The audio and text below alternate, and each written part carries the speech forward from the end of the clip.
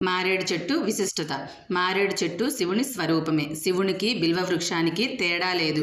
అందుకే దేవతలు కూడా ఈ చెట్టును అతి భక్తితో స్తుతిస్తారు. ఈ చరాచర జగత్తులో ప్రసిద్ధికెక్కిన ఎన్ని పుణ్యతీర్థాలున్నాయో అవన్నీ మారేడు చెట్టు మూలంలో ఉంటాయి. మారేడు చెట్టు మూలంలో లింగం ఒకదానిని కానీ లేదా అనేక లింగాలను కానీ ఉంచి పూజించిన వారు పరమ పుణ్యాత్ముడవుతారు.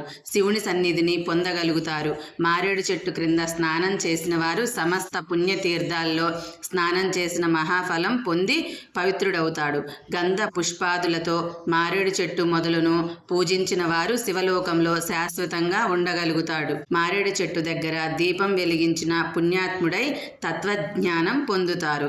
శరీరం విడిచిపెట్టాక శివుడిలో ఐక్యం అవుతారు. అందున కార్తీక మాసంలోను మాఘమాసంలోను ప్రతి మాస శివరాత్రికి మారేడు చెట్టు దగ్గర ఆవునేతి దీపం వెలిగించిన వారికి ఈ జన్మలోనే కైవల్యం లభిస్తుంది.